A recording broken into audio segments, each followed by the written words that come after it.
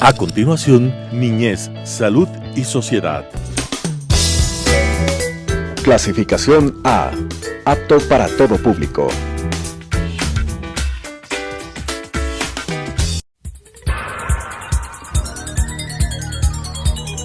Las opiniones vertidas en este espacio por la producción y dirección del programa son de exclusiva responsabilidad de sus autores y de quienes intervienen en ellos.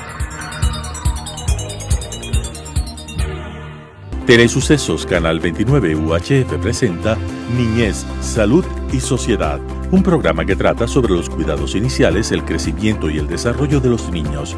El buen vivir de la infancia es el futuro de la patria. Con la conducción del doctor Gabriel Ordóñez. Niñez, Salud y Sociedad. Un saludo cordial a toda la teleaudiencia. El programa del día de hoy será sobre alergia respiratoria en los niños y contaré con la grata presencia del doctor Luis Martínez León, que es un neumólogo de muchos años de experiencia y que hizo sus estudios en la Universidad Central del Ecuador. Su especialidad la hizo en México y se ha desempeñado como neumólogo en Solca y otros lugares. Tiene una práctica privada de mucha duración y con toda seguridad lo que podamos hablar con él será de enorme utilidad para nuestra teleaudiencia, sobre todo en esta época en que estamos enfrentando la pandemia del COVID, que como todos sabemos afecta sobre todo a los pulmones de las personas. Quiero pedirle al doctor Luis Martínez, para empezar este diálogo, que un poco haga una introducción al tema sobre lo que él conoce en materia de alergia respiratoria, datos de cierta historia y ciertos conocimientos de orden general. Doctor Martínez, bienvenido. Muchas gracias. Espero aportar a este programa todo lo que nosotros anhelamos cuando miramos en beneficio de nuestros hijos, de nuestros nietos. El tema a tratarse el día de hoy es alergia respiratoria. Como tal, es una enfermedad muy grave, muy seria, de mucha responsabilidad, de corresponsabilidad médica. Esperando que al final del programa esta gran dificultad haya sido de provecho por la simplicidad de las cosas que vamos a tratar el día de hoy. Podríamos empezar entonces haciendo una corta definición de lo que es la rinitis alérgica y podríamos un poco adelantar sobre los desencadenantes de los episodios de rinitis alérgica. Doctor Martínez. Gracias. Creo que es importantísimo recordar y reflexionar que los síntomas gripales, catarrales, congestivos, rinofaringitis son tan parecidos y que casi no hay diferencias con la alergia respiratoria. Cuando uno escucha esto, es porque van donde el médico y dicen: doctor, tengo una simple gripe. Entonces hay que investigar. ¿Será una simple gripe? ¿O será lo que estamos, por ejemplo, ahora viviendo? ¿El COVID? ¿O será una rinitis? Entonces, lo fundamental es determinar ciertos parámetros.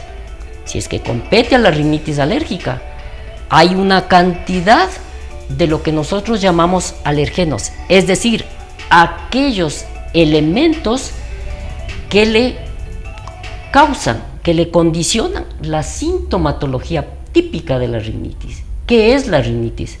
Simplemente es una inflamación. Pero esta inflamación es alérgica, no es alérgica o es infecciosa o de otra causa.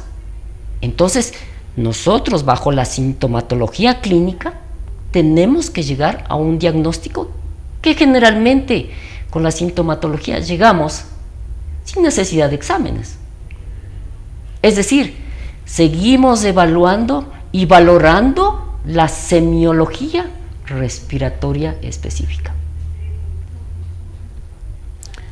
Es un desafío el que usted tiene que enfrentar de modo permanente, porque las enfermedades respiratorias de tipo viral en la infancia son muy frecuentes, y entonces le toca hacer una buena diferenciación, y me ha encantado que usted mencione que no necesita recurrir a exámenes muy costosos para poder hacer un diagnóstico preciso de la enfermedad. ¿Cuáles son los factores desencadenantes de la alergia respiratoria? Los factores desencadenantes van desde olores fuertes, humo de cigarrillo, que es importantísimo en nuestro medio, desgraciadamente no muy bien aceptado por la sociedad. Los ácaros del polvo doméstico, que ahora se ha minimizado sustancialmente por la higiene y por la cantidad de elementos cobertores que son propios de nuestra habitación, las almohadas, las cobijas, nuestra ropa. Los pólenes, por ejemplo, de la hierba silvestre común y corriente, los hongos. Pero hay que tener muchísima validez y darle importancia a lo que usted ya mencionó, los virus. Los virus sincicial respiratorio, que es el más claro que nos ocasiona problemas serios, y el virus de la influenza, que ya tenemos un elemento muy clarito, diferencial en todo lo mencionado de estos dos últimos virus en relación a un catarro o en relación a una rinitis alérgica, es la fiebre. Y ambos tienen en común que lo que nosotros los médicos llamamos rinorrea o exceso de secreción nasal. Este es el síntoma típico, característico de la rinitis alérgica. Agréguese a esto otros elementos: estornudos, obstrucción nasal, sequedad nasal y comezón nasal. Ahora bien, la rinitis alérgica no viene sola.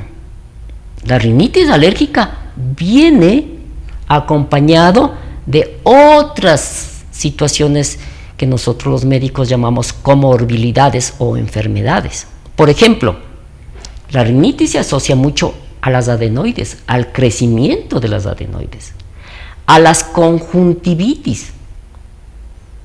Entonces, como tal, la rinitis ya no viene a ser solamente un elemento solitario, sino complejo. Por esto es que las alergias respiratorias en sí, en su conjunto, es una enfermedad heterogénea. Ha mencionado cosas realmente interesantes, toda vez que al relatar la sintomatología de la rinitis alérgica se ha referido a la participación de otros órganos y de otros segmentos de nuestra cara, porque hay una conexión permanente e íntima entre lo que es la conjuntiva, la nariz, la garganta y los propios oídos, de manera que esto podría en algún momento llevar a confusión. Antes de pasar a tratar el asunto más delicado, que es el del asma bronquial, ¿qué aconseja en cuanto a tratamiento de esto de la rinitis alérgica? Antes de eso, quisiera indicar que la rinitis alérgica en nuestro medio es mayor en niños que en adultos. Y es muy similar este comportamiento en muchos otros países. Por lo tanto, ese subdiagnóstico o infradiagnóstico, es mi celular, es desgraciadamente mal interpretado por los pacientes y sus familias. Repito, se lo confunde muy fácilmente con el cuadro gripal, con el catarro. Por lo tanto, siempre en la rinitis hay un factor desencadenante de los que habíamos indicado: el frío, el polvo, los pólenes, los olores más allá de los habituales. Siempre habrá el proceso inflamatorio previo para producir la sintomatología. Y nosotros tenemos que clasificar a esa alergia nasal o rinitis alérgica. ¿Cómo? ¿Es intermitente o persistente? Esto es fundamental en la rinitis alérgica. ¿Por qué razón? Porque cuando es intermitente significa que va a tener menos de 4 días de la semana y menos de 4 semanas. El tratamiento a veces no lo necesita, y a veces exclusivamente con un antihistamínico, o sea, un antialérgico. En cambio, en la rinitis persistente cambia radicalmente el tratamiento. A lo que informé, siempre hay que dar corticoides inhalables, es decir, glucocorticoides. Estos son o es la medalla de oro para el tratamiento de la rinitis alérgica. Porque quiero referirme a algo fundamental. No tratamos al síntoma. Debemos tratar a la enfermedad. ¿Qué significa eso? Tratar al proceso inflamatorio que lo causó. Esto hemos venido insistiendo a lo largo de algunos programas, y el doctor Martínez acaba de reforzar el criterio que tenemos de no tratar síntomas, sino tratar las enfermedades y buscar el tratamiento de la causa del padecimiento. Eso es fundamental para evitar la sobremedicación y la medicación innecesaria, que en muchas ocasiones es el pan de cada día con centenares de nuestros niños. Pasemos un poco a hablar del problema del asma bronquial. ¿Cuál es en su concepto la definición, lo característico de este problema en los niños? El problema del asma bronquial es mucho más severo que la rinitis alérgica. La rinitis alérgica no mata a nadie, pero el asma mata a mucha gente. 400 millones de asmáticos en el mundo matan a 180,000 cada año. Entonces, ¿qué nos están diciendo? Que algo está pasando, que hay que remover las instancias de diagnóstico y de tratamiento del problema asmático. ¿Cómo se define? Se define, repito, también como una enfermedad heterogénea, que disminuye el flujo del aire a través de nuestras vías respiratorias. ¿Pero por qué? Porque todo se hace una alteración compacta en las glándulas, en el tejido, en el moco, en la inflamación. Entonces todo obstruye. En segundo lugar, y lo más importante posiblemente, es la hiperreactividad bronquial.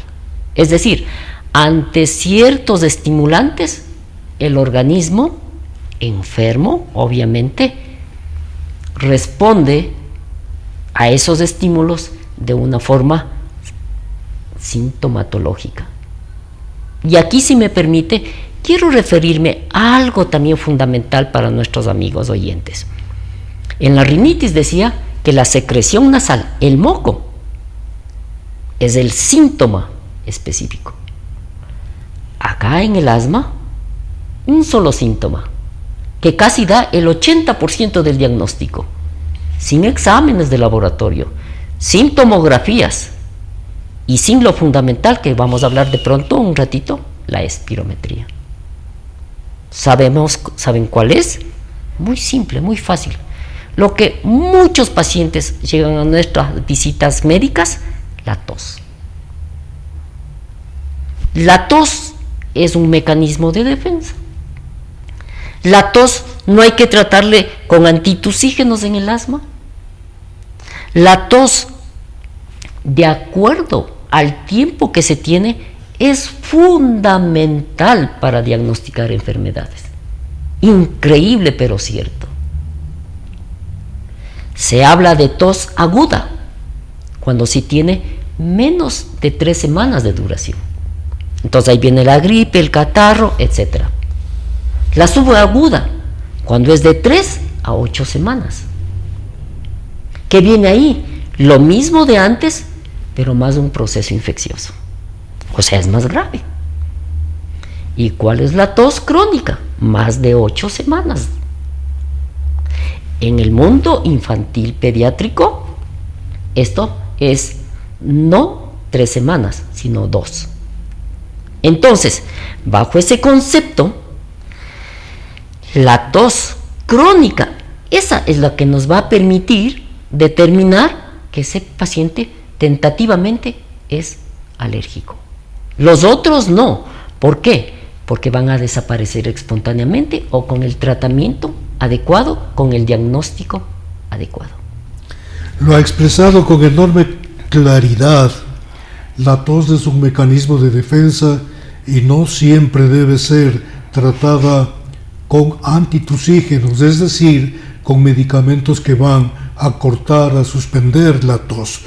El asma bronquial, como ha dicho el doctor Martínez, es una enfermedad que puede tener ribetes de enorme gravedad y puede causar la muerte de los pacientes, y por eso me gustaría que el doctor Martínez un poco nos explique con unos implementos que ha traído cuál sería el mejor tratamiento para el niño que tiene asma bronquial. Muy bien, doctor Ordóñez.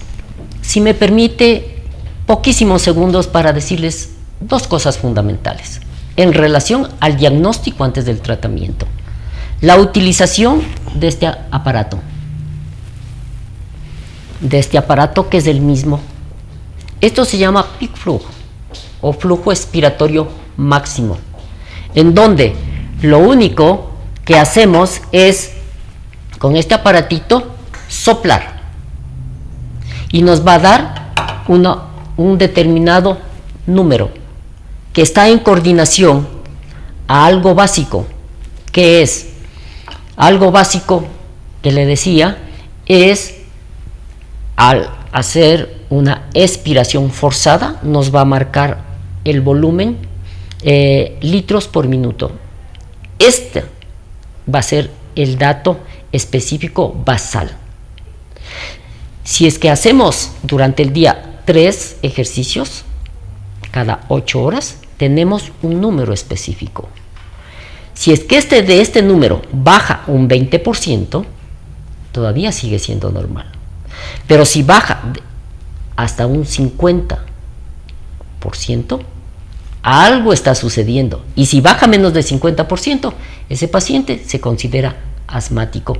Y va a regular el tratamiento para más o para menos de los medicamentos. Y el segundo método específico de diagnóstico es la que nosotros llamamos la espirometría. Al diabético, ¿cómo se le hace el diagnóstico? Determinando la glucosa. Al hipertenso, tomándole la presión. Al asmático, con la espirometría. La espirometría es fundamental para determinar el diagnóstico con la sintomatología clínica. De esta forma, nosotros damos tratamientos específicos también. ¿Con cuál? Tenemos aquí un inhalador que lo llamamos de dosis medida exacta. Esto quiere decir que al inhalar nosotros vamos a recibir la medicación exacta, a diferencia tal vez de los otros. ¿Por qué es fundamental esto? Porque este es el mejor tratamiento. Luego tenemos los polvos secos, donde se pone una cápsula, se lo perfora y se aspira. Exactamente esto es lo mismo. Entonces, entre los dos, el primero es el relevante. Pero también tenemos el discus. Este medicamento, a diferencia de estos, se necesita poco inspiración para que pueda absorber nuestro árbol traqueobronquial.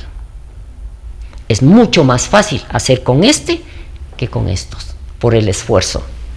Y ahora, últimamente, que tenemos este otro, en donde la única situación es abrir y aspirar. Al aspirar, estamos recibiendo la misma medicación que el resto. Entonces, el tratamiento del asma bronquial es básico con corticoides inhalables. Que en el mundo pediátrico tenemos que olvidarnos de la corticofobia, es decir, que haya disminución del crecimiento óseo en su velocidad. Eso es importantísimo. ¿Por qué? Porque con los corticoides, tabletas, jarabe, supositorios o inyecciones sí van a ocasionar. Con los corticoides inhalables, prácticamente se menciona que durante el uso la velocidad de crecimiento en aproximadamente 3 meses puede bajar como respuesta en un año de 0.5 a 1.5 centímetros de crecimiento. Pero lo más importante de esa supuesta corticofobia es que se recupera.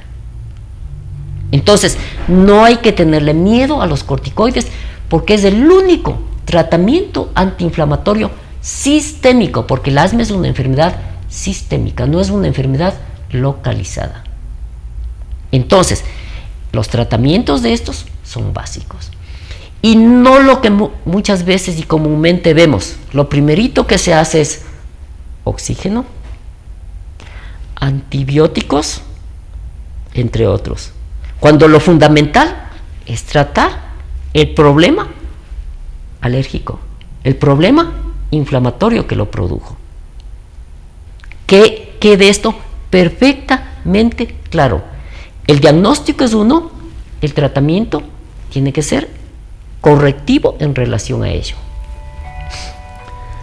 Muy bien, esto es muy importante y quisiera que el doctor Martínez nos explicara en qué momento los padres deberían comenzar con el tratamiento.